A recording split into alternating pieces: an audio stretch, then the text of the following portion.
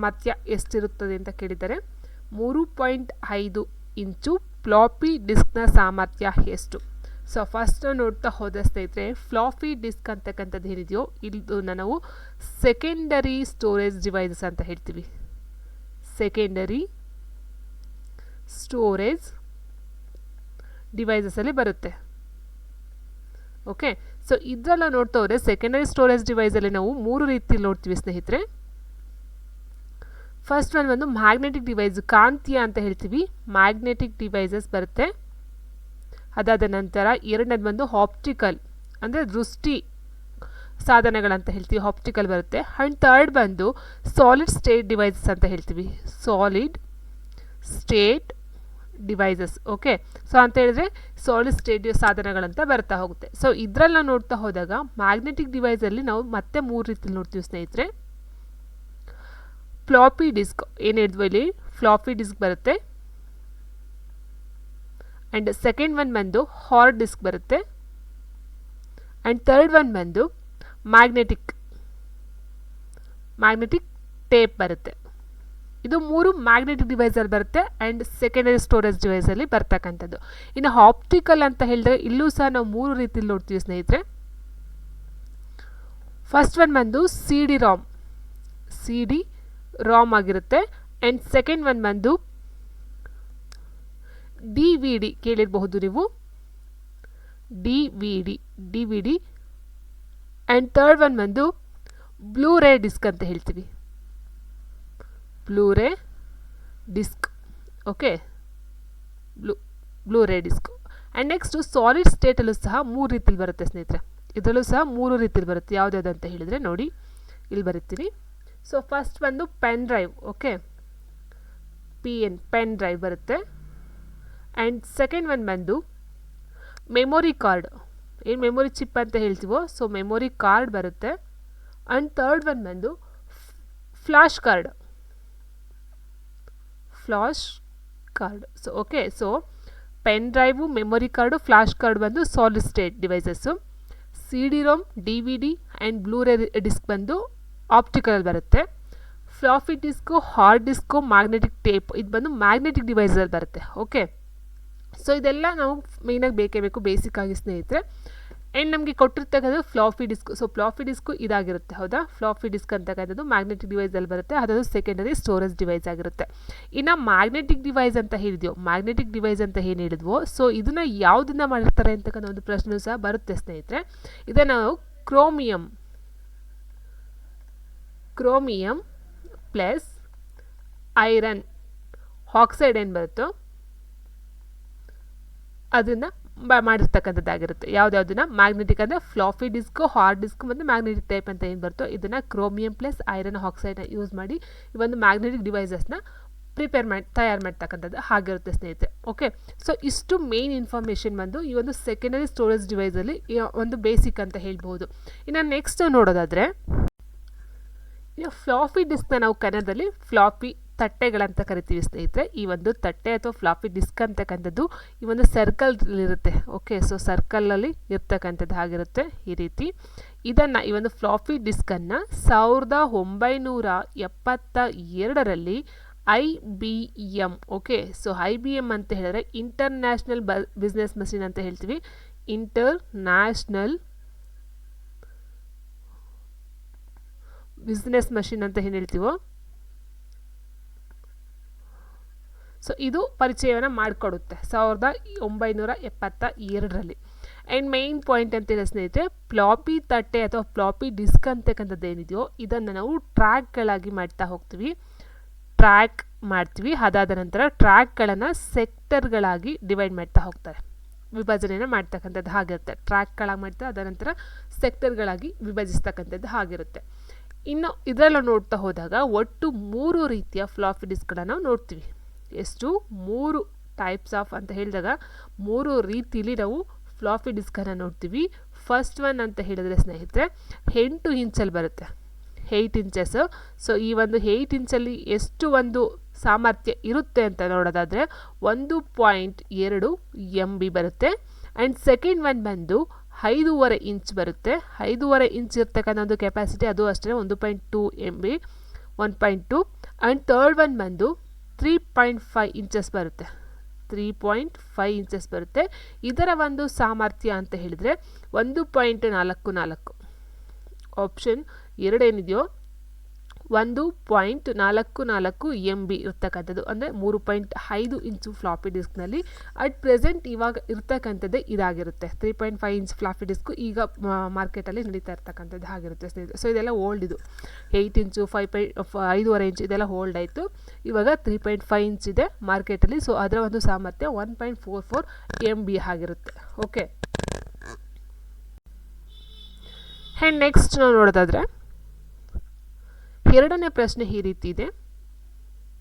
WAN ಎಂದರೆ ಏನು? ವ್ಯಾಪ್ ಪ್ರದೇಶ network, wide area network, wide ಅರೆ ನೆಟ್ವರ್ಕ್ ಅಂತ ಕೊಟ್ಟಿದ್ದಾರೆ, and wireless area network.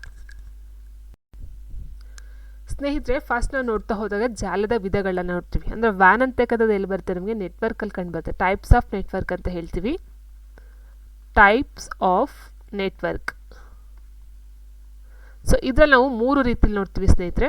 First one ಬಂದು ಲ್ಯಾನ್ ಆಗುತ್ತೆ, ಸೆಕೆಂಡ್ ಒನ್ ಬಂದು ಮ್ಯಾನ್ ಆಗುತ್ತೆ, ಆ್ಯಂಡ್ ಥರ್ಡ್ ಒನ್ ಬಂದು ವ್ಯಾನ್. ಲ್ಯಾನ್ ಅಂತ ಹೇಳಿದರೆ ಲೋಕಲ್ ಏರಿಯಾ ನೆಟ್ವರ್ಕ್ ಆಗುತ್ತೆ. ಲೋಕಲ್ ಏರಿಯಾ ನೆಟ್ವರ್ಕ್ ಬರುತ್ತೆ. ಆ್ಯಂಡ್ ಮ್ಯಾನ್ ಅಂತ ಹೇಳಿದರೆ ಮೆಟ್ರೋ ಏರಿಯಾ ನೆಟ್ವರ್ಕ್ ಬರುತ್ತೆ. Metro area network. ಆ್ಯಂಡ್ ವ್ಯಾನ್ ಅಂತ ಹೇಳಿದರೆ wide area network. Wide area network. Okay, so ಇಲ್ಲೇನಾಗುತ್ತೆ ಅಂತ ಹೇಳಿದ್ರೆ ಲೋಕಲ್ ಏರಿಯಾ ನೆಟ್ವರ್ಕ್ ಅಂದರೆ ತುಂಬ ಚಿಕ್ಕದಾದಂತಹ ಒಂದು ಅಂತರ್ಜಾಲ ಅಂತ ಹೇಳ್ಬೋದು. ಫಾರ್ ಎಕ್ಸಾಂಪಲ್, ಒಂದು ಸಣ್ಣ ಭೌಗೋಳಿಕ ಪ್ರದೇಶದಲ್ಲಿ 2 ಅಥವಾ ಹೆಚ್ಚು ಕಂಪ್ಯೂಟರ್ಗಳನ್ನ ಜೋಡಿಸ್ತಕ್ಕಂಥ ಒಂದು ನೆಟ್ವರ್ಕ್ ಆಗಿರುತ್ತೆ. Okay, and metro area network ಅಂತ ಹೇಳಿದಾಗ ಒಂದು ಕಟ್ಟಡದಲ್ಲಿ ಹಲವಾರು ಕಂಪ್ಯೂಟರ್ಗಳು ಸೇರ್ಕೊಳ್ತಕ್ಕಂಥ, ಸಂಪರ್ಕಿಸ್ತಕ್ಕಂಥ ಒಂದು ನೆಟ್ವರ್ಕ್. ಅಂದರೆ ಒಂದು ಬಿಲ್ಡಿಂಗ್ ಅಥವಾ ಒಂದು ಅಪಾರ್ಟ್ಮೆಂಟ್ ಅಂತ ಹೇಳ್ಬೋದು. ಸೊ ಅಲ್ಲಿ ಹಲವಾರು ಕಂಪ್ಯೂಟರನ್ನು ಜೋಡಿಸ್ತಕ್ಕಂಥದ್ದು ನೆಟ್ವರ್ಕ್ನ ನಾವು ಮೆಟ್ರೋ ಅಂತ ಹೇಳ್ತೀವಿ. ಇನ್ನು ವೈಡ್ ಏರಿಯಾ ನೆಟ್ವರ್ಕ್ ಅಂತ ಹೇಳಿದ್ರೆ ಸ್ನೇಹಿತರೆ, ಇದು ತುಂಬ ದೊಡ್ಡದಾಗಿರ್ತಕ್ಕಂಥ, ಬ್ರಾಡ್ ವಿಶಾಲವಾಗಿರ್ತಕ್ಕಂಥದ್ದಾಗಿರುತ್ತೆ. 2 ಅಥವಾ ಹೆಚ್ಚು ಊರು ಅಥವಾ ರಾಜ್ಯ, ದೇಶ, ಸೊ ಈ ರೀತಿ ಭೌತಿಕವಾಗಿ ಸಂಪರ್ಕಿಸ್ತಕ್ಕಂಥ ಒಂದು ಜಾಲ ಅಥವಾ ನೆಟ್ವರ್ಕ್ ಏನಿರುತ್ತೋ ಸೊ ಅದನ್ನು ನಾವು ವ್ಯಾನ್ ಅಂತ ಹೇಳ್ತೀವಿ. ತುಂಬ ದೊಡ್ಡದಾಗಿರ್ತಕ್ಕಂಥದ್ದು ವೈಡ್ ಆಗಿರುತ್ತೆ, ತುಂಬ ಚಿಕ್ಕದು ಲೋಕಲ್ ಆಗಿರುತ್ತೆ. ಓಕೆ, ಸೊ ಆನ್ಸರ್ ಬಂದು ಆಪ್ಷನ್ 2 ವೈಡ್ ಏರಿಯಾ ನೆಟ್ವರ್ಕ್ ಆಗಿರುತ್ತೆ.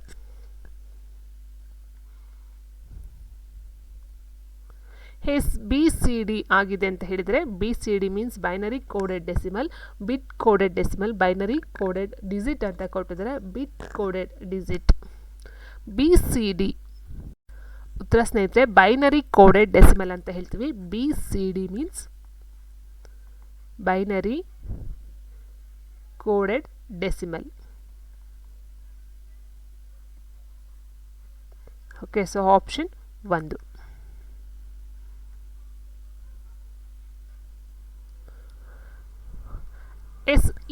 ASCII ಹೊಂದಲಾಗಿರುವ ವಿಸ್ತೃತ ರೂಪ ಯಾವುದು ಅಂತ ಕೇಳಿದರೆ, ASCII ಇದರ ಒಂದು ವಿಸ್ತೃತ ರೂಪ ಏನು ಅಂತ ಕೇಳೋದಾದರೆ ಸ್ನೇಹಿತರೆ, ಇದು American standard code for international interchange ಅಂತ ಹೇಳ್ತೀವಿ.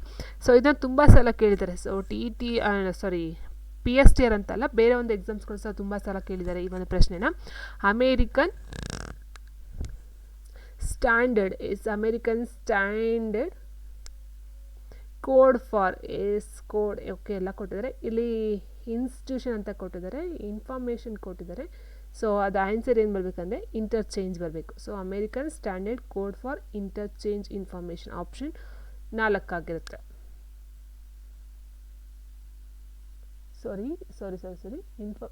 Interchange. Okay, American standard code for information interchange. ಇಲ್ಲೇನು ಕೊಟ್ಟಿದ್ದಾರೆ? American standard code for interchange information. ಅದು ಇನ್ಫಾರ್ಮೇಷನ್ ಇಂಟರ್ಚೇಂಜ್ ಇದು ಬರೋದಿಲ್ಲ. Answer option 3 American standard code for information interchange ಅಂತಕ್ಕಂಥದ್ದು.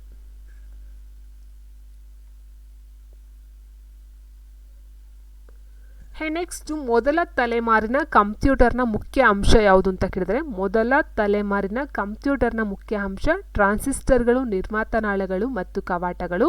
ಸಂಪರ್ಕ ಜಾಲ ಮೇಲ್ನವುಗಳಲ್ಲಿ ಯಾವುದು ಅಲ್ಲ. ಸೊ ಸ್ನೇಹಿತರೆ, ಒಟ್ಟು ನಾವು 5 ತಲೆಮಾರುಗಳನ್ನ ನೋಡ್ತೀವಿ, ಅಂದರೆ 5th ಜನರೇಷನ್ಸ್ ಅಂತ ಹೇಳ್ತೀವಿ. ಸೊ ಅದರಲ್ಲಿ ಏನಾಗುತ್ತೆ ಅಂತ ಹೇಳಿದ್ರೆ, ಮೊದಲೇ ತಲೆಮಾರಿನ ಕಂಪ್ಯೂಟರ್ಗಳಂತ ಹೇಳಿದಾಗ ಅಲ್ಲಿ ನಿರ್ವಾತ ನಾಳಗಳಂತ ಹೇಳ್ತೀವಿ, ನಿರ್ವಾತ ನಾಳಗಳು ಅಥವಾ ವ್ಯಾಕ್ಯೂಮ್ ಟ್ಯೂಬ್ಸ್ ಅಂತ ಹೇಳ್ತೀವಿ, ವ್ಯಾಕ್ಯೂಮ್ ಟ್ಯೂಬ್ಸ್. ಓಕೆ, ಸೊ ಇಲ್ಲಿ ಯಾಂತ್ರಿಕ ಭಾಷೆಯನ್ನು ಬಳಸ್ತಕ್ಕಂಥದ್ದು ಆಗಿರುತ್ತೆ. ಇದನ್ನು 1946ರಿಂದ 55, 1946ರಿಂದ 1955 ಅವಧಿಯಲ್ಲಿ ಈ ಒಂದು ನಿರ್ವಾತ ನಾಳಗಳು ಅಥವಾ ಏನು ವ್ಯಾಕ್ಯೂಮ್ ಟ್ಯೂಬ್ಸ್ ಅಂತ ಹೇಳ್ತೀವೋ ಅದನ್ನು ಬಳಸಲಿಕ್ಕೆ ಫಸ್ಟ್ ಶುರು ಮಾಡ್ತಾರೆ ಮೊದಲ ತಲೆಮಾರಿನಲ್ಲಿ. ಅದಾದ ನಂತರ 2ನೇ ತಲೆಮಾರು ಬಂದು ಟ್ರಾನ್ಸಿಸ್ಟರ್ ಬರುತ್ತೆ. 2ನೇ ತಲೆಮಾರು ಟ್ರಾನ್ಸಿಸ್ಟರ್ ಆಗಿರುತ್ತೆ ಸ್ನೇಹಿತರೆ. ಸೊ ಈ ಒಂದು ಟ್ರಾನ್ಸಿಸ್ಟರ್ ಅಂತಕ್ಕಂಥದ್ದು 1956ರಿಂದ ಶುರುವಾಗಿ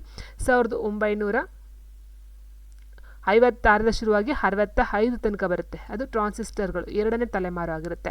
ಇನ್ನು 3rd ಜನರೇಷನ್ ಅಂತ ಹೇಳಿದ್ರೆ ಸ್ನೇಹಿತರೆ, 3ರಲ್ಲಿ ಬರ್ತಕ್ಕಂಥದ್ದು IC ಅಂತ ಹೇಳ್ತೀವಿ, ಅಂದರೆ ಇಂಟಿಗ್ರೇಟೆಡ್ ಸರ್ಕ್ಯೂಟ್ ಅಂತ ಹೇಳ್ತೀವಿ, integrated circuits. Okay, so integrated circuit ಬರುತ್ತೆ, ಅದು 3rd ಜನರೇಷನಲ್ಲಿ. ಅದು ಬರ್ತಕ್ಕಂಥದ್ದು 66ರಿಂದ 75, 1966ರಿಂದ 1975 ತನಕ ಬರ್ತಕ್ಕಂಥದ್ದಾಗಿರುತ್ತೆ.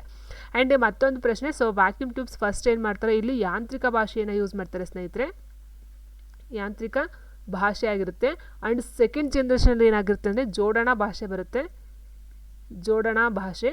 ಆ್ಯಂಡ್ 3rd ಜನರೇಷನಲ್ಲಿ ಏನಾಗುತ್ತೆ ಅಂತ ಹೇಳಿದ್ರೆ ಇದು ಉನ್ನತ ಭಾಷೆ, ಉನ್ನತ ಭಾಷೆ. ಸೊ ಅದಾದ ನಂತರ 4th ಜನರೇಷನ್ ಬರುತ್ತೆ. 4th ಜನರೇಷನ್ ಯಾವಾಗ ಅಂತ ಹೇಳಿದ್ರೆ 1976ರಿಂದ ಆಚೆಗೆ ಬರ್ತಕ್ಕಂಥದ್ದು ಆಗಿರುತ್ತೆ. ಸೊ ಅಲ್ಲಿ ಮೈಕ್ರೋ ಪ್ರೊಸೆಸರ್ ಅಂತ ಹೇಳ್ತೀವಿ, ಮೈಕ್ರೋ ಪ್ರೊಸೆಸರ್. ಓಕೆ, ಸೊ ಇದನ್ನ ಬಳಸ್ತಕ್ಕಂಥದ್ದು 4th ಜನರೇಷನ್ ಆಗಿರುತ್ತೆ. ಆ್ಯಂಡ್ ಇಲ್ಲೂ ಸಹ ಉನ್ನತ ಭಾಷೆನೇ ಬರುತ್ತೆ ಸ್ನೇಹಿತರೆ. ಆ್ಯಂಡ್ 5th ಜನರೇಷನ್ ಅಂತ ಹೇಳಿದಾಗ 5th ಬರ್ತಕ್ಕಂಥದ್ದು ಅಷ್ಟೇ ಮೈಕ್ರೋ ಪ್ರೊಸೆಸರೇ ಬರುತ್ತೆ. ಆ್ಯಂಡ್ ಅಲ್ಲಿ ಏನಾಗುತ್ತೆ ಅಂತ ಹೇಳಿದ್ರೆ 4th ಜನರೇಷನಲ್ಲಿ MSIC ಪ್ಲಸ್ LSIC ಅಂತ ಹೇಳ್ತೀವಿ, ಅದರ ಯೂಸ್ ಮಾಡ್ತಾರೆ. ಬಟ್ 5th ಜನರೇಷನ್ ಏನಾಗುತ್ತೆ ಅಂದರೆ VLSIC ಅಂತ ಹೇಳ್ತೀವಿ. ಸೊ ಅದನ್ನು ಯೂಸ್ ಮಾಡಿಕೊಂಡು ಉನ್ನತ ಭಾಷೆಯನ್ನು ರಚನೆ ಮಾಡ್ತಕ್ಕಂಥದ್ದು ಆಗಿರುತ್ತೆ. ಸೊ ಇಷ್ಟು ಬಂದು ಒಂದು ಜನರೇಷನ್ಗಳಾಗುತ್ತೆ, ಒಟ್ಟು 5th generation. So first use ಮಾಡ್ತಕ್ಕಂಥ ವ್ಯಾಕ್ಯೂಮ್ ಟ್ಯೂಬ್ಸು, 2ರಲ್ಲಿ ಬಂದು ಟ್ರಾನ್ಸಿಸ್ಟರು, 3rd ಒನ್ ಬಂದು IC ಚಿಪ್ಸ್ ಅಥವಾ ಇಂಟಿಗ್ರೇಟೆಡ್ ಸರ್ಕ್ಯೂಟ್ಸ್ ಆಗಿರುತ್ತೆ. ಆ್ಯಂಡ್ 4th 5th ಮೈಕ್ರೋ ಪ್ರೊಸೆಸರ್ನ ಯೂಸ್ ಮಾಡ್ತಾರೆ. ಈಗೆಲ್ಲ AI ಬಂದಿದೆ ಸ್ನೇಹಿತರೆ, ಈಗ ಇರ್ತಕ್ಕಂಥದ್ದು AI, ಆರ್ಟಿಫಿಷಿಯಲ್ ಇಂಟೆಲಿಜೆಂಟ್ ಅಂತಕ್ಕಂಥದ್ದು ಈಗ ಯೂಸ್ ಮಾಡ್ತಕ್ಕಂಥದ್ದಾಗಿದೆ. ಸೊ ಇಲ್ಲಿ ಆನ್ಸರ್ ಬಂದು ಆಪ್ಷನ್ 2 ಆಗಿರುತ್ತೆ. ಓಕೆ, ಆ್ಯಂಡ್ ನೆಕ್ಸ್ಟು ಫೋರ್ಟ್ರಾನ್ ಪದವನ್ನು ಹೀಗೆ ಬೆಳೆಸಬಹುದು ಅಂತ ಕೊಟ್ಟಿದ್ದಾರೆ. File translation, format translation, formula translation and floppy translation ಅಂತ ಕೊಟ್ಟಿದ್ದಾರೆ. ಸೊ ಫೋರ್ಟ್ರಾನ್ ಅಂತ ಹೇಳಿದ ಸ್ನೇಹಿತರೆ, ಮೊಟ್ಟ ಮೊದಲ ಬಾರಿಗೆ ಇದನ್ನು ನಾವು ಕಂಪ್ಯೂಟರ್ ಪ್ರೋಗ್ರಾಮಿಂಗ್ ಲ್ಯಾಂಗ್ವೇಜ್ ಅಂತ ಹೇಳ್ತೀವಿ, ಅಂದರೆ very high level programming language, ಉನ್ನತ ಮಟ್ಟದ ಭಾಷೆ ಅಂತ ಏನು ಹೇಳ್ತೀವೋ ಸೊ ಅದಕ್ಕೆ ಇನ್ಕ್ಲೂಡ್ ಆಗಿರ್ತಕ್ಕಂಥದ್ದು ಈ ಫೋರ್ಟ್ರಾನ್. ಸೊ ಇನ್ನು ಬೆಸ್ಟ್ ಬೇರೆ ಬೇರೆ ಎಕ್ಸಾಂಪಲ್ ಕೊಡ್ತೀವಿ ಇದಕ್ಕೆ ಅಂತ ಹೇಳೋದಾದರೆ ADA ಆಗಿರಬಹುದು, ಅಥವಾ ಈ ಒಂದು ಆಲ್ಗಾಲ್ ಅಂತ ಹೇಳ್ತೀವಿ, ಆಲ್ಗಾಲ್ ಆಗಿರ್ಬೋದು. ಆ್ಯಂಡ್ ಬಂದು C ಆಗಿರ್ಬೋದು, C++ ಆಗಿರ್ಬೋದು, ಅಥವಾ ಕೋಬಲ್ ಆಗಿರ್ಬೋದು. ಓಕೆ, ಸೊ ಈ ರೀತಿಯಲ್ಲಿ ನಾವು ನೋಡ್ತಾ ಹೋದಾಗ ಪ್ಯಾಸ್ಕಲ್ ಆಗಿರಬಹುದು. ಸೊ ಇದನ್ನೆಲ್ಲ ಉನ್ನತ ಮಟ್ಟದ ಭಾಷೆ ಅಂತ ಹೇಳ್ತೀವಿ. ಸೊ ಅದರಲ್ಲಿ ಈ ಒಂದು ಫೋರ್ಟ್ರಾನ್ ಸಹ ಒಂದಾಗಿರುತ್ತೆ. ಓಕೆ, ಸೊ ಇದನ್ನು ಮೊಟ್ಟ ಮೊದಲ ಬಾರಿಗೆ ಕಂಡಿರ್ತಕ್ಕಂಥ ಯಾರು ಅಂತ ಹೇಳಿದ್ರೆ ಜಾನ್ ಬ್ಯಾಕಸ್ ಅಂತ ಹೇಳ್ತೀವಿ, ಜಾನ್ ಬ್ಯಾಕಸ್ ಇನ್ 1957. 1957ರಲ್ಲಿ ಜಾನ್ ಬಾಕಸ್ ಅಂತಕ್ಕಂಥವ್ರು ಈ ಒಂದು ಫೋರ್ಟ್ರಾನ್ ಪದವನ್ನು ಮೊಟ್ಟ ಮೊದಲ ಬಾರಿಗೆ ಪರಿಚಯವನ್ನು ಮಾಡ್ತಕ್ಕಂಥದ್ದಾಗುತ್ತೆ. ಇದೊಂದು ಉನ್ನತ ಮಟ್ಟದ ಭಾಷೆ ಆಗಿರುತ್ತೆ ಸ್ನೇಹಿತರೆ.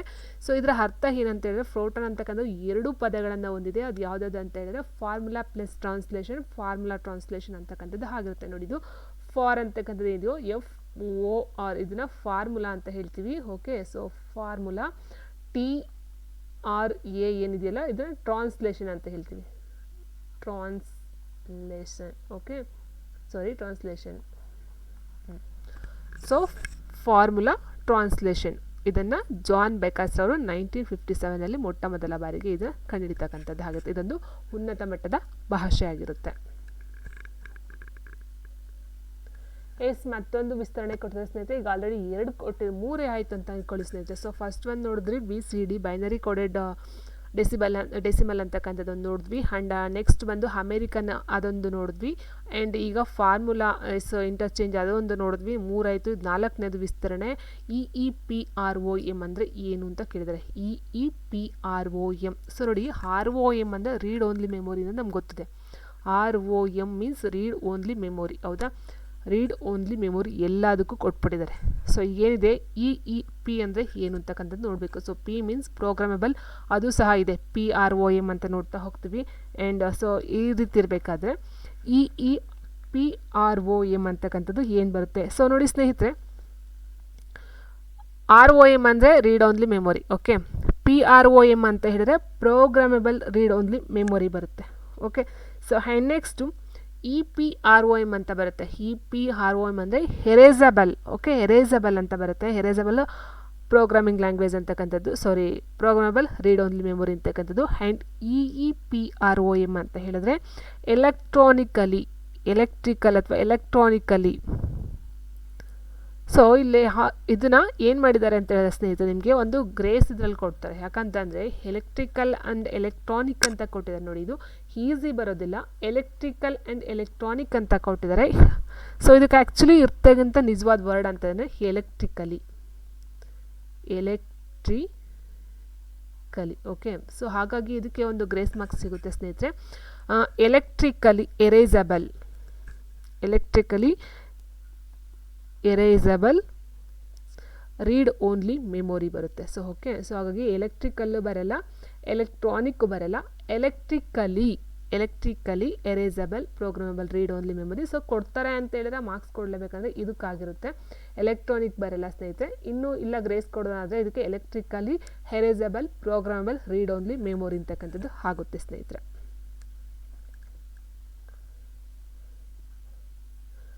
ಯಾವ ವಿಂಡೋಸ್ ಆಧಾರಿತ ಡೇಟಾಬೇಸ್ ವ್ಯವಸ್ಥೆಗಳು ನುಡಿ ಸಾಫ್ಟ್ವೇರ್ನ ಕಾರ್ಯದಲ್ಲಿ ಬೆಂಬಲ ಕೊಡುವುದಿಲ್ಲ ಅಂತ ಕೊಟ್ಟಿದ್ದಾರೆ.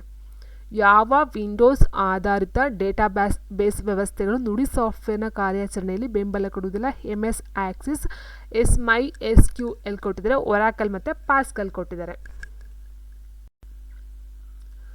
ಸೊ ಇಲ್ಲಿ MS ಆಕ್ಸಿಸ್ ಆಗಿರಬಹುದು, MySQL ಅಂತ ಹೇಳ್ತೀವಿ. ಮೀನ್ಸ್ SQL ಅಂತ ಹೇಳಿ ಸ್ಟ್ರಕ್ಚರಲ್ ಕ್ವೈರಿ ಲ್ಯಾಂಗ್ವೇಜ್ ಅಂತ ಹೇಳ್ತೀವಿ ಸ್ನೇಹಿತರೆ. ಸೊ ಅದಾಗಿರ್ಬೋದು. ಆ್ಯಂಡ್ ಒರಾಕಲ್ ಆಗಿರ್ಬೋದು. ಇದೆಲ್ಲ ಒಂದು ಡಾಟಾಬೇಸ್ ವ್ಯವಸ್ಥೆಯ ನುಡಿ ಸಾಫ್ಟ್ವೇರ್ನ ನೋಡ್ತಾ ಹೋಗ್ತೀವಿ. ಇಟ್ ಮೀನ್ಸ್ ಡಾಟಾಬೇಸ್ ಅಂತ ಹೇಳಿದ್ರೆ ನೋಡಿ, ಇದನ್ನು ಸಹ ಕೇಳ್ಬೋದು. Relational database management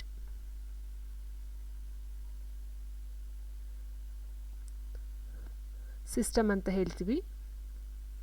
okay, so ಇಲ್ಲಿ ಯೂಸ್ ಮಾಡ್ತಕ್ಕಂಥ ಒಂದು ಲ್ಯಾಂಗ್ವೇಜಸ್ ಅಂತ ಹೇಳಿದ್ರೆ MS ಆಕ್ಸಿಸ್, MySQL, ಒರಾಕಲ್ ಇದೆಲ್ಲ ಬರುತ್ತೆ ಸ್ನೇಹಿತರೆ. ಬಟ್ ಪಾಸ್ಕಲ್ ಅಂತಕ್ಕಂಥದ್ದು ಏನಿದೆಯೋ ಈ ಒಂದು ಪಾಸ್ಕಲ್, ಓಕೆ, ಸೊ ಇದನ್ನು ನಾವು ಎಲ್ಲಿ ನೋಡ್ತೀವಿ ಅಂದರೆ ಉನ್ನತ ಮಟ್ಟ ಹೈ ಲೆವೆಲ್ ಲ್ಯಾಂಗ್ವೇಜ್ ಅಂತ ಏನು ಹೇಳ್ತೀವೋ ಸೊ ಅಲ್ಲಿ ನೋಡ್ತಕ್ಕಂಥದ್ದು ಸ್ಟ್ರಕ್ಚರಲ್ ಪ್ರೋಗ್ರಾಮಿಂಗ್ ಆಗಿರ್ಬೋದು, ಚೆಕ್ ಮಾಡೋದಕ್ಕಾಗಿರ್ಬೋದು. ಇಟ್ ಮೀನ್ಸ್ ಉನ್ನತ ಭಾಷೆಯಲ್ಲೇ ಇದೊಂದು ಬೆಸ್ಟ್ ಒಂದು ಲ್ಯಾಂಗ್ವೇಜ್ ಅಂತ ಹೇಳ್ಬೋದಾಗುತ್ತೆ ಸ್ನೇಹಿತರೆ. ಸೊ ಪಾಸ್ಕಲ್ ಅಂತಕ್ಕಂಥದ್ದು ಇದನ್ನು ಅಥವಾ ಸಂಶೋಧಕರು ಅಥವಾ ಇನ್ವೆಂಟರ್ ಅಂತ ಹೇಳಿದ್ರೆ ಸ್ನೇಹಿತರೆ, ಈ ಒಂದು ಪಾಸ್ಕಲ್ನ ನಿಕ್ಲಸ್ ವರ್ತ್ ಅಂತ ಹೇಳ್ತೀವಿ.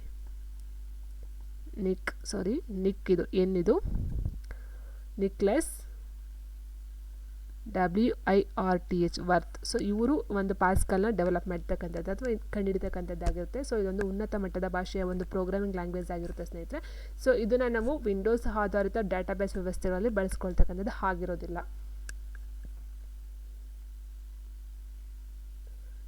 ನೋಡಿ, ಮತ್ತೆ ಒಂದು UNTBAC, ಸಾರಿ ಸ್ನೇಹಿತರೆ, ಇದು UNI ಬರುತ್ತೆ,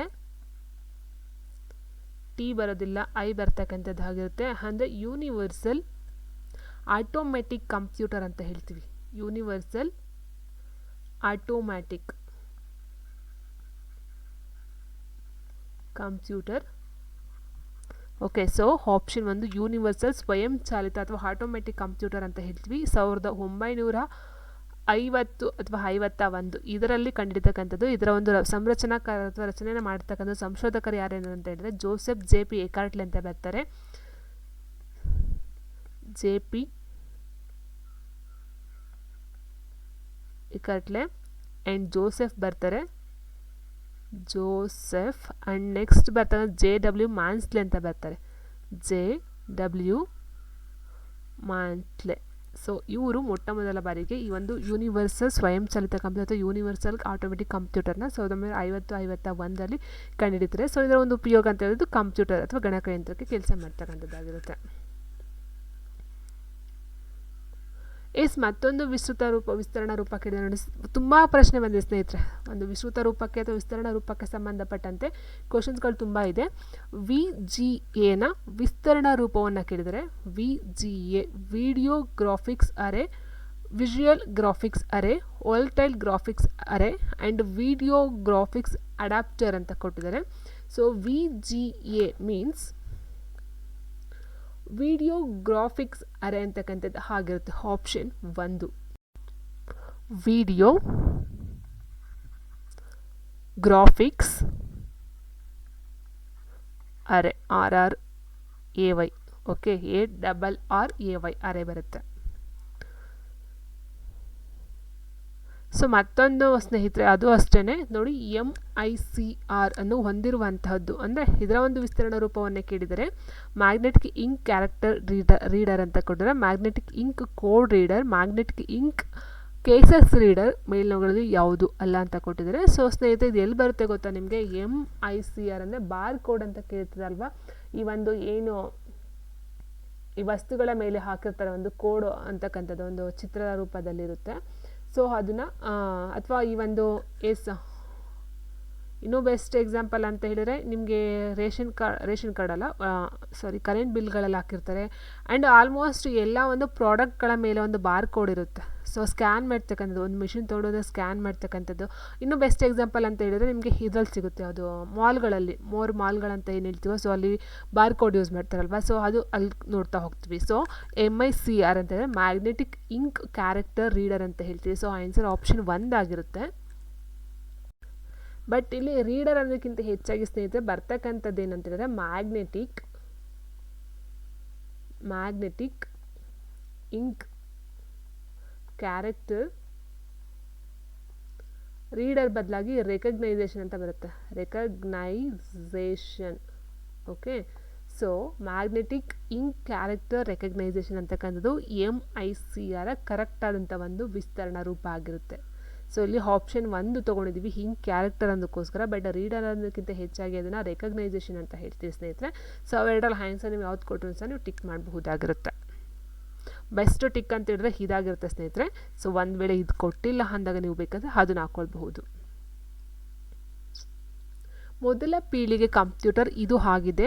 EDSAC IBM 1401, CDC 1604, ICL 2900. So ಮೊದಲ ಪೀಳಿಗೆ ಕಂಪ್ಯೂಟರ್ ಅಂತ ಹೇಳಿ ನಾನು ಆಲ್ರೆಡಿ ಹೇಳಿದ್ದೀನಿ ಸ್ನೇಹಿತರೆ. ಮೊದಲ ಪೀಳಿಗೆ ಈ ಒಂದು ವ್ಯಾಕ್ಯೂಮ್ ಟ್ಯೂಬ್ಸ್ನ ಬಳಸ್ಕೊಂಡು ಮಾಡಿರ್ತಕ್ಕಂಥದ್ದು ಆಗಿರುತ್ತೆ. ಸೊ ಆ ಒಂದು ಟೈಮಲ್ಲಿ ಮೊದಲ ಪೀಳಿಗೆಯಲ್ಲಿ ಯೂಸ್ ಮಾಡ್ತಕ್ಕಂಥ ಒಂದು ಕಂಪ್ಯೂಟರ್ ಯಾವುದಂತ ಕೇಳಿದ್ದಾರೆ ಇಲ್ಲಿ. ಸೊ ಇದಕ್ಕೆ ಆನ್ಸರ್ ಅಂತ ಹೇಳಿದ್ರೆ, ಸೊ ಆನ್ಸರ್ ಆಪ್ಷನ್ 1 EDSAC ಅಂತಕ್ಕಂಥದ್ದು. ಇಲ್ಲಿ EDSAC ಅಂತ ಹೇಳಿದ್ರೆ electronic delay storage automatic computer ಅಂತ ಹೇಳ್ತೀವಿ ಸ್ನೇಹಿತರೆ. ನೋಡಿ, electronic delay storage automatic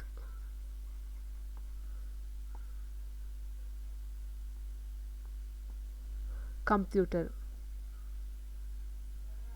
okay, so ಇದು ಮೊದಲ ಪೀಳಿಗೆ ಇನ್ನೂ ಬರುತ್ತೆ ಸ್ನೇಹಿತರೆ. ಯಾವುದು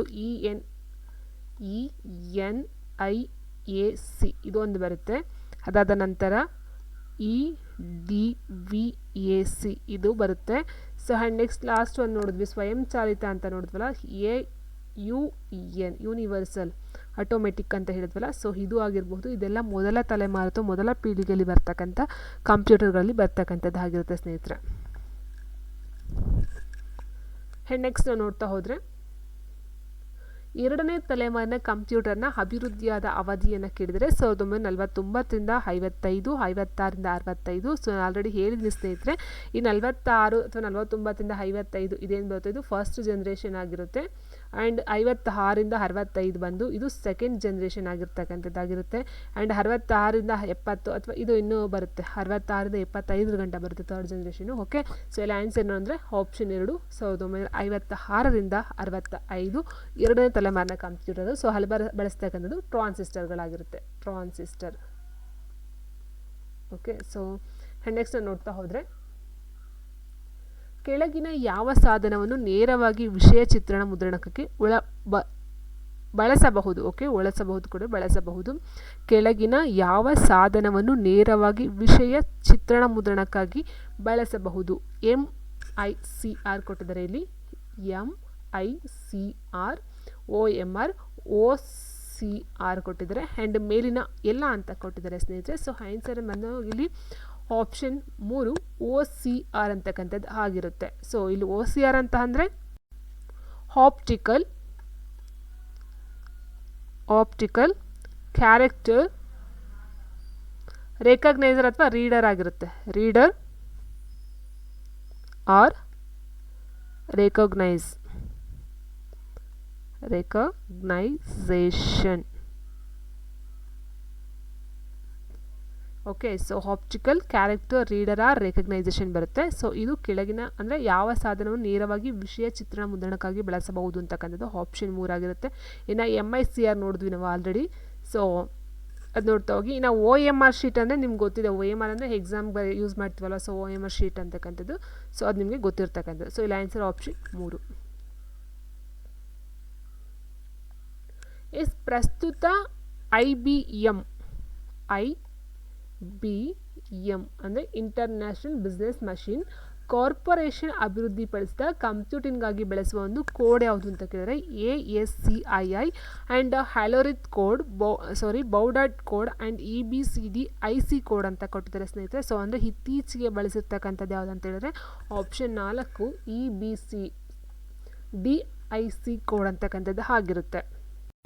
ನಾವು ಆಲ್ರೆಡಿ ನೋಡಿದ ಸ್ನೇಹಿತರೆ ASCII ಅಂತ ಹೇಳಿದರೆ American standard code for information interchange ಅಂತ ಹೇಳಿದ್ವಿ. ಓಕೆ, ಸೊ ಬಟ್ ಇದು ಆನ್ಸರ್ ಅಲ್ಲ, ಹ್ಯಾಲೋರಿತ್ ಕೋಡ್ ಬರಲ್ಲ, ಬೌಡೆಡ್ ಕೋಡ್ ಬರಲ್ಲ. ಬಟ್ ಇಲ್ಲಿ ಆಲ್ರೆಡಿ ನಾವು ನೋಡಿದಾಗ BCD ನೋಡಿದ್ವಿ ಸ್ನೇಹಿತರೆ, ಹೌದಾ?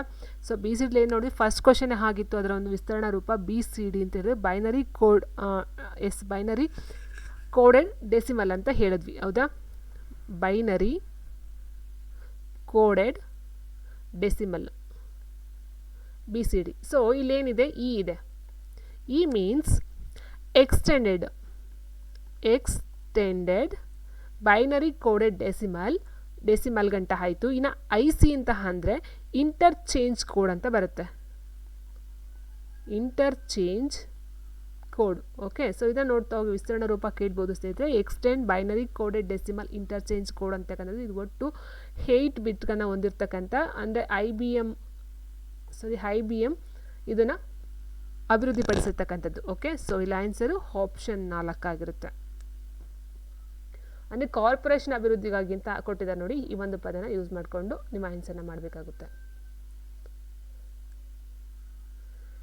ಇತ್ತೀಚಿನ ಬರಹದ ಆಪ್ಟಿಕಲ್ ಸಂಗ್ರಹಣೆಯ ಮಾಧ್ಯಮ ಯಾವುದು? Digital paper, magnetic optical disc, WORM disc, CD-ROM disc.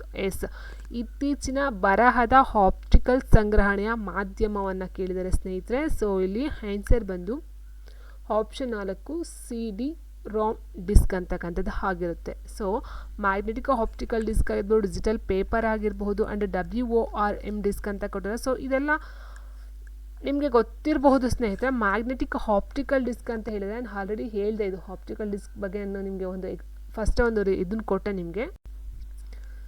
CD-ROM ಆಗಿರ್ಬೋದು ಸ್ನೇಹಿತರೆ, ನೋಡಿ ನಾನು ಆಲ್ರೆಡಿ ಹೇಳಿದಾಗೆ CD-ROM ಆಗಿರಬಹುದು, ಅಥವಾ DVD ಆಗಿರ್ಬೋದು, ಅಥವಾ ಈ ಒಂದು ಬ್ಲೂ ರೇ ಡಿಸ್ಕ್ ಅಂತ ಹೇಳಿದೆ ನಾನು, ಬ್ಲೂ ರೇ ಡಿಸ್ಕ್. ಓಕೆ, ಸೊ ಈ ಮೂರ ನಾವು ಆಪ್ಟಿಕಲ್ ಡಿವೈಸಸ್ ಅಂತ ಹೇಳ್ತೀವಿ, ಆಪ್ಟಿಕಲ್ ಡಿವೈಸ್. ಸೊ ಇಲ್ಲಿ ಕೇಳಿರ್ತಕ್ಕಂಥೇನು ಆಪ್ಟಿಕಲ್ ಸಂಗ್ರಹಣೆಯ ಮಾಧ್ಯಮವನ್ನು ಕೇಳಿದರೆ. So answer option 4 CD-ROM disc ಆಗಿರುತ್ತೆ. ಇನ್ನು WORM ಅಂತ ಕೊಟ್ಟಿದ್ದಾರೆ, RM. Okay, so W means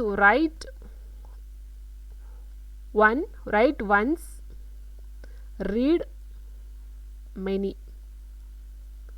okay, right once read many ಅಂದರೆ ಒಂದು ಸರಿ ಬರೆದು ಹಲವಾರು ಸರಿ ಓದ್ತಕ್ಕಂಥದ್ದು ಬರುತ್ತೆ. ಸೊ ಬಟ್ ಇದು ಆಪ್ಟಿಕಲ್ ಸಂಗ್ರಹಣೆಗೆ ಬರ್ತಕ್ಕಂಥದ್ದು ಆಗಿರೋದಿಲ್ಲ ಸ್ನೇಹಿತರೆ. ಇನ್ನು ಮ್ಯಾಗ್ನೆಟಿಕ್ ಆಪ್ಟಿಕಲ್ ಡಿಸ್ಕ್ ಅಲ್ಲ.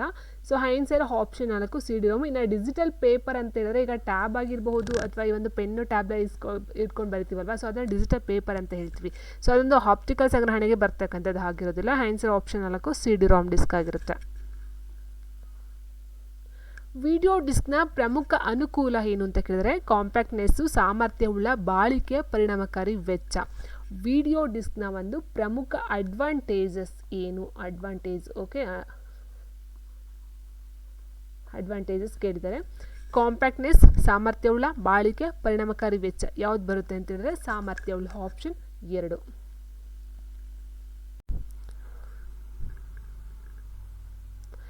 ಮತ್ತೊಂದು ಪ್ರಶ್ನೆ, 9 ಟ್ರ್ಯಾಕ್ ಕಾಂತೀಯ ಟೇಪ್ನಲ್ಲಿ ಓದಲು ಬರೆಯಲು ಬಳಸುವ ಸೂಚಕಗಳ ಸಂಖ್ಯೆ ಎಷ್ಟು ಅಂತ ಹೇಳಿದ್ರೆ 9 ಟ್ರ್ಯಾಕ್ ಕಾಂತೀಯ ಟೇಪು, ಮ್ಯಾಗ್ನೆಟಿಕ್ ಟೇಪ್ ಅಂತ ಏನು ಹೇಳ್ತೀವೋ ಸ್ನೇಹಿತರೆ. ಸೊ ಮ್ಯಾಗ್ನೆಟಿಕ್ ಟೇಪ್ ಅಂತಕ್ಕಂಥದ್ದು ಕಾಂತ ಸುರುಳಿ ಅಂತ ಹೇಳ್ತೀವಿ ಅಥವಾ ಮ್ಯಾಗ್ನೆಟಿಕ್ ಟೇಪ್ ಅಂತ ಹೇಳ್ತೀವಿ. ಸೊ ಇದು ಕಾಂತೀಯ ವಿಧಗಳಲ್ಲಿ ಬರುತ್ತೆ ಸ್ನೇಹಿತರೆ. ಸೊ ಅಲ್ಲಿ ಬರ್ತಕ್ಕಂಥದ್ರಲ್ಲಿ ಓದಲು ಬರೆಯಲು ಬಳಸ್ತಕ್ಕಂಥ ಈ ಒಂದು ಸೂಚಕಗಳ ಸಂಖ್ಯೆ ಎಷ್ಟು ಅಂತ ಕೇಳಿದರೆ ಸೊ ಆನ್ಸರ್ ಅಂತ ಹೇಳಿದರೆ ಸ್ನೇಹಿತರೆ ಆಪ್ಷನ್ 9. ಸೊ ಇಲ್ಲಿ ಬರುತ್ತೆ ಧ್ವನಿ ಮುದ್ರಕದ ಸುರುಳಿಯಂತೆ ಕಾಂತದಿಂದ ತಯಾರಿಸಿದ ಸುರುಳಿ ಈ ಒಂದು ಕಾಂತೀಯ ಟೇಪ್ ಆಗಿರುತ್ತೆ. ಅಂದರೆ ಸುರುಳಿಯಂತೆ ಕಾಂತದಿಂದ ತಯಾರು ಮಾಡಿರ್ತಕ್ಕಂಥದ್ದಾಗಿರುತ್ತೆ. ಸೊ ಇಲ್ಲಿ ಪ್ರಶ್ನೆ ಈ ರೀತಿ ಕೇಳಿದರೆ, ಬಟ್ ಇದು ಎಷ್ಟು ಮಟ್ಟಿಗೆ ಒಂದು ಪ್ರಶ್ನೆ. ಡಿಸ್ಕೆಟ್ಗಳಿಗೆ ಹೋಲಿಸಿದರೆ ಹಾರ್ಡ್ ಡಿಸ್ಕ್ ಅಂತ ಹೇಳಿದರೆ ಡಿಸ್ಕೆಟ್ಗಳಿಗೆ ಹೋಲಿಸಿದರೆ ಹಾರ್ಡ್ ಡಿಸ್ಕ್ಗಳು ಹೆಚ್ಚು ದುಬಾರಿ, ಹೆಚ್ಚು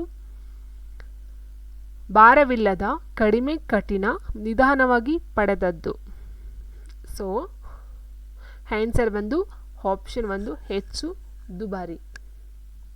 ಹಾರ್ಡ್ ಡಿಸ್ಕ್ಗಳಿಗೆ ಹೆಚ್ಚು ಇದು ಅಂತ ಬೆಲೆ ಜಾಸ್ತಿ ಅಂತಕ್ಕಂಥದ್ದು. ಹೊಂದಿಕೊಳ್ಳುವ ಪ್ಲಾಸ್ಟಿಕ್ ವಸ್ತುಗಳಿಂದ ಫ್ಲಾಪಿ ಡಿಸ್ಕ್ ಅನ್ನು ತಯಾರಿಸಲಾಗುತ್ತದೆ. ಇದನ್ನು ಹೀಗೆ ಕರೆಯಲಾಗುತ್ತದೆ. ಹೊಂದಿಕೊಳ್ಳುವ ಪ್ಲಾಸ್ಟಿಕ್ ವಸ್ತುಗಳಿಂದ ಫ್ಲಾಪಿ ಡಿಸ್ಕ್ಗಳನ್ನು ತಯಾರಿಸಲಾಗುತ್ತೆ. ಇದನ್ನು ಹೀಗೆ ಕರೆಯಲಾಗುತ್ತೆ. ಹಾರ್ಡ್ ಡಿಸ್ಕ್ಗಳು, ಅಧಿಕ ಸಾಂದ್ರತೆಯ ಡಿಸ್ಕ್ಗಳು, ಡಿಸ್ಕೆಟ್ಗಳು ಆ್ಯಂಡ್ ಟೆಂಪ್ಲೇಟ್ಗಳಂತ ಕೊಟ್ಟಿದ್ದಾರೆ ಸ್ನೇಹಿತರೆ. ಸೊ ಆನ್ಸರ್ ಬಂದು ಆಪ್ಷನ್ 3 ಡಿಸ್ಕೆಟ್ಗಳು.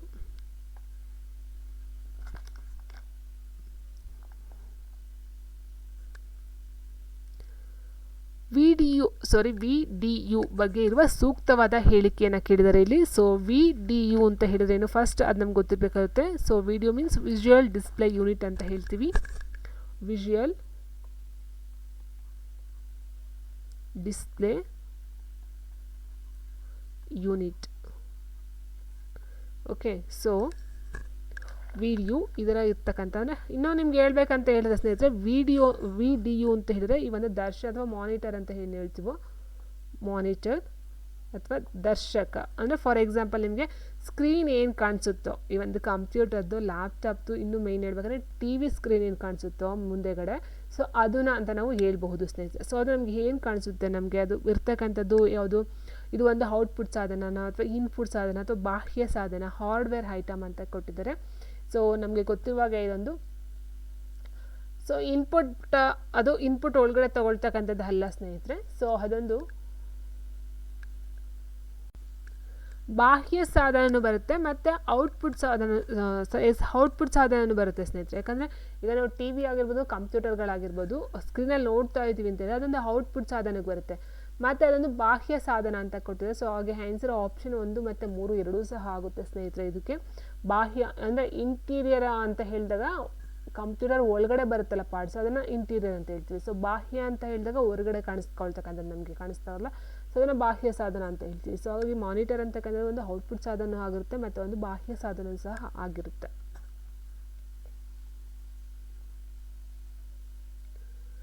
ಕಾಗದದ ಮುದ್ರಣ ನೀಡುವ ಕಂಪ್ಯೂಟರ್ ಟರ್ಮಿನಲ್ನ ಹೆಸರು ಏನು ಅಂತ ಕೇಳಿದರೆ ಕಾಗದದ ಮುದ್ರಣ ನೀಡುವ ಕಂಪ್ಯೂಟರ್ ಟರ್ಮಿನಲ್ನ ಹೆಸರು ಪ್ರದರ್ಶನದ ಪರದೆ, ಸಾಫ್ಟ್ ಪ್ರತಿಯ ಟರ್ಮಿನಲ್, ಹಾರ್ಡ್ ಪ್ರತಿಯ ಟರ್ಮಿನಲ್ ಆ್ಯಂಡ್ ಫ್ಲಾಟರ್ ಅಂತ ಕೊಟ್ಟಿದ್ದಾರೆ ಸ್ನೇಹಿತರೆ.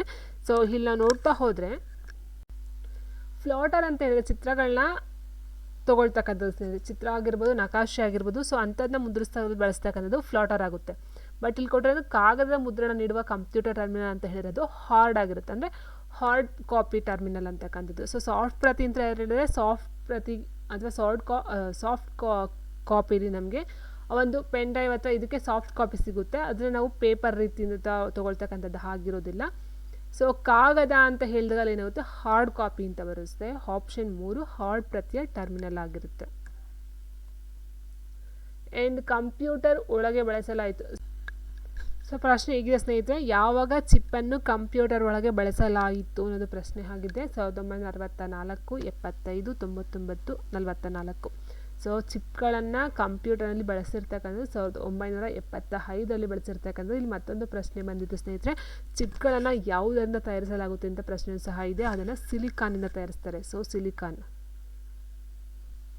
ಚಿಪ್ಗಳನ್ನು ಮಾಡ್ತಕ್ಕಂಥ ಸಿಲಿಕಾನಿಂದ. ಸೊ ಈ ಒಂದು ಚಿಪ್ಪನ್ನು ಕಂಪ್ಯೂಟರ್ನಲ್ಲಿ ಬಳಕೆಗೆ ತಂದಂಥದ್ದು 1975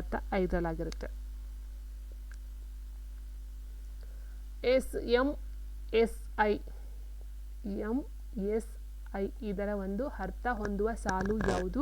ಮಧ್ಯಮ ಸ್ಕೇಲ್ ಇಂಟಿಗ್ರೇಟೆಡ್ ಸರ್ಕ್ಯೂಟ್, ಮಧ್ಯಮ ಸಿಸ್ಟಮ್ ಇಂಟಿಗ್ರೇಟೆಡ್ ಸರ್ಕ್ಯೂಟ್ ಆ್ಯಂಡ್ ಮಧ್ಯಮ ಸ್ಕೇಲ್ ಇಂಟೆಲಿಜೆಂಟ್ ಸರ್ಕ್ಯೂಟ್ಸ್ ಆ್ಯಂಡ್ ಮಧ್ಯಮ ಸಿಸ್ಟಮ್ ಇಂಟೆಲಿಜೆಂಟ್ ಸರ್ಕ್ಯೂಟ್ ಅಂತ ಕೊಟ್ಟಿದ್ದಾರೆ. ಸೊ ಆನ್ಸರ್ ಅಂತ ನೋಡ್ತಾ ಹೋದರೆ ಸ್ನೇಹಿತರೆ ಆಪ್ಷನ್ 1 ಮಧ್ಯಮ ಸ್ಕೇಲ್ ಇಂಟಿಗ್ರೇಟೆಡ್ ಸರ್ಕ್ಯೂಟ್ ಅಂತಕ್ಕಂಥದ್ದು ಆಗುತ್ತೆ. MSIನ ಒಂದು ವಿಸ್ತೃತ ರೂಪ ಅಂತಕ್ಕಂಥದ್ದು ಆಗಿರುತ್ತೆ. MSI ಮಧ್ಯಮ ಸ್ಕೇಲ್ ಇಂಟಿಗ್ರೇಟೆಡ್ ಸರ್ಕ್ಯೂಟ್ಸ್.